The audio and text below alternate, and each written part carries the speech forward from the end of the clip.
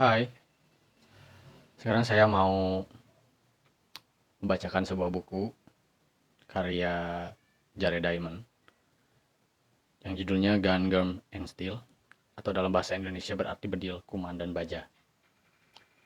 Sebelum ke pembacaan selanjutnya, gue pengen disclaimer dulu.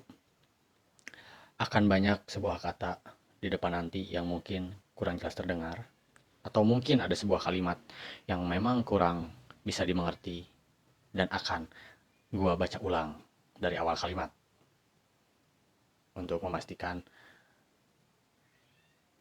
agar pendengar nyaman. Ya meskipun mungkin gak nyaman, tapi ya gak apa-apa, gue usahain agar pendengar nyaman dengan cara gue sendiri. Itu yang pertama. Lalu yang kedua, mungkin banyak penyebutan-penyebutan tentang penokohan atau tempat atau bahasa-bahasa asing yang memang kurang sesuai dengan ketentuannya. Jadi tolong wajari tentang penyebutan itu ya. Soalnya gue sendiri kalau masalah penyebutan daripada kata-kata asing itu memang kurang mumpuni. So, terima kasih sudah berkunjung. Mari kita lanjut ke kata pengantar atau ke pembahasan.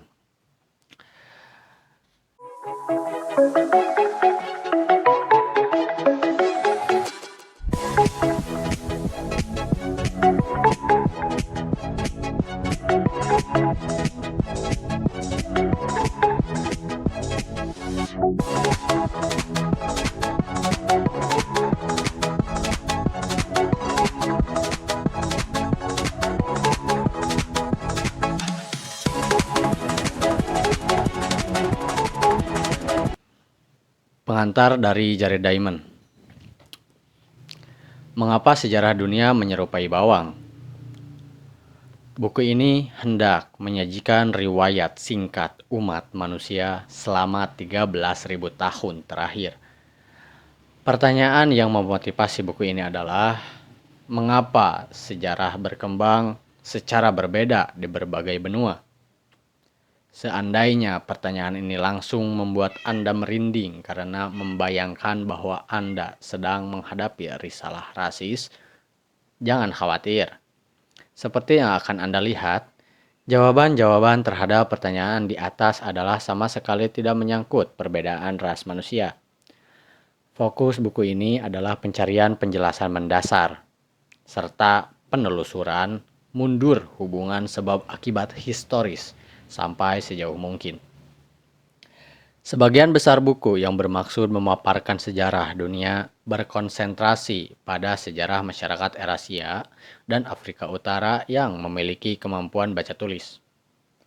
Masyarakat pribumi di bagian lain dunia, seperti Afrika Sub-Sahara, Amerika, Asia Tenggara Kepulauan, Australia, Papua, Kepulauan Pasifik, akan dibahas pendek saja, terutama dalam kaitan dengan peristiwa-peristiwa yang terjadi pada bagian-bagian terakhir sejarah masing-masing daerah, setelah ditemukan dan ditundukkan oleh orang Eropa Barat.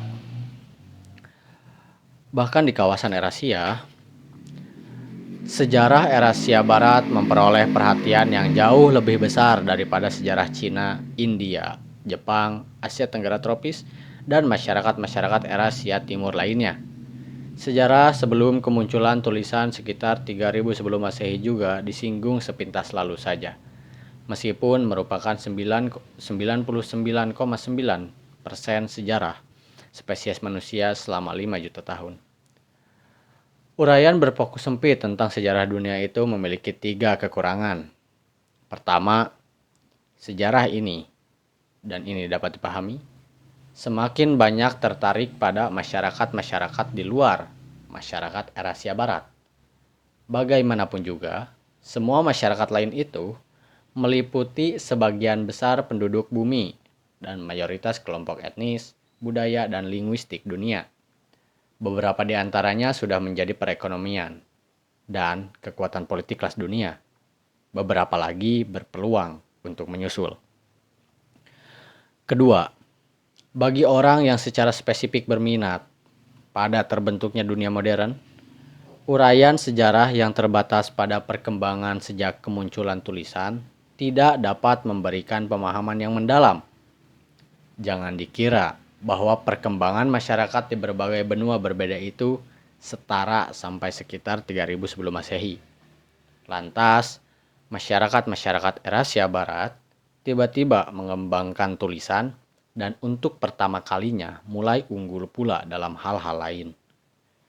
Sesungguhnya, pada 3000 sebelum Masehi, telah ada masyarakat Eurasia dan Afrika Utara yang bukan hanya memiliki cikal bakal tulisan, melainkan juga punya pemerintahan yang terpusat.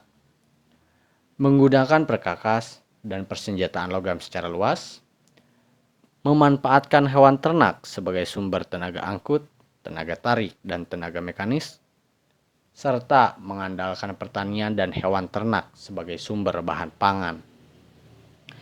Hal-hal ini tidak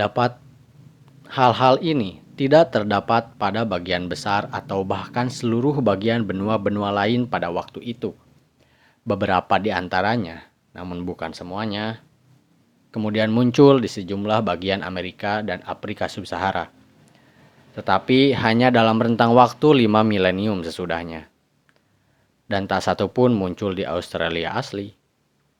Itu seharusnya memberi peringatan bagi kita bahwa akar dominasi Eurasia Barat di dunia modern terletak pada masa lampau pra-tulisan sebelum 3000 sebelum Masehi. Saya mengartikan dominasi Eurasia Barat sebagai dominasi masyarakat-masyarakat Eurasia Barat itu sendiri beserta masyarakat yang dilahirkannya di benua lain.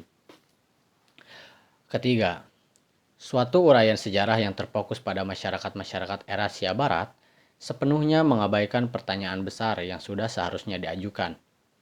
Mengapa justru masyarakat itu yang menjadi berkuasa dan inovatif melebihi takaran sewajarnya?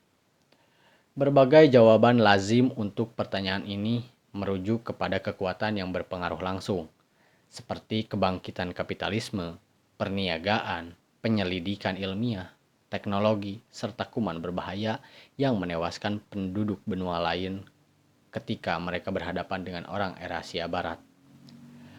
Tetapi mengapa semua unsur pendukung penaklukan itu muncul di Eurasia Barat dan hanya secara terbatas atau bahkan tidak muncul sama sekali di tempat-tempat lain? Semua elemen tersebut hanyalah faktor langsung, bukan penjelasan mendasar. Mengapa kapitalisme tidak berkembang di Meksiko prakolonial, perniagaan di Afrika Sub-Sahara, penyelidikan ilmiah di Cina, teknologi maju di Amerika Utara prakolonial, dan kuman berbahaya di Australia prakolonial? Jika pertanyaan itu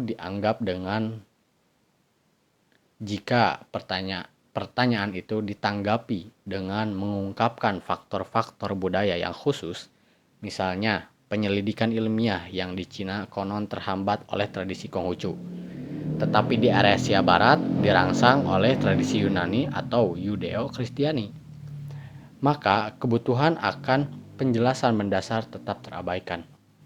Mengapa tradisi seperti Konghucu tidak berkembang di Eurasia Barat? Atau sebaliknya, tradisi Yudeo-Kristiani di Cina. Selain itu, pendekatan tersebut juga tidak mengindahkan kenyataan bahwa Cina semasa Konghucu lebih maju dalam teknologi dibandingkan Eurasia Barat sampai sekitar 1400 sebelum Masehi. Memahami masyarakat Eurasia Barat pun mustahil dilakukan jika perhatian kita terfokus kepada masyarakat-masyarakat itu. Pertanyaan-pertanyaan yang menarik terkait dengan perbedaan antara masyarakat-masyarakat tersebut dan masyarakat lain. Agar dapat memperoleh jawaban, kita perlu memahami semua masyarakat lain. Sehingga masyarakat-masyarakat Eurasia Barat bisa ditempatkan di dalam konteks yang lebih luas. Beberapa pembaca mungkin merasa bahwa saya mengambil posisi yang berseberangan secara ekstrim terhadap uraian sejarah konvensional dengan mengurangi porsi pembahasan Eurasia Barat demi bagian-bagian lain dunia. Tanggapan saya adalah bahwa bagian-bagian lain dunia itu banyak memberi petunjuk karena mencakup masyarakat yang begitu banyak dan begitu beragam di dalam wilayah geografis yang sempit. Pembaca lainnya mungkin berpendapat dengan salah seorang pengulas buku ini. Dengan setengah bergurau, si pengulas menulis bahwa saya seakan-akan memandang sejarah dunia sebagai bawang, di mana dunia modern merupakan kulit terluar dan setiap lapisan harus dikupas dalam rangka mencari pemahaman sejarah. Ya, sejarah dunia memang menyerupai bawang, tetapi pengupasan lapis demi lapis bawang itu mempesona, menantang, dan luar biasa penting bagi kita dewasa ini, ketika kita berupaya memahami pelajaran masa lalu demi masa depan kita. Jared Diamond.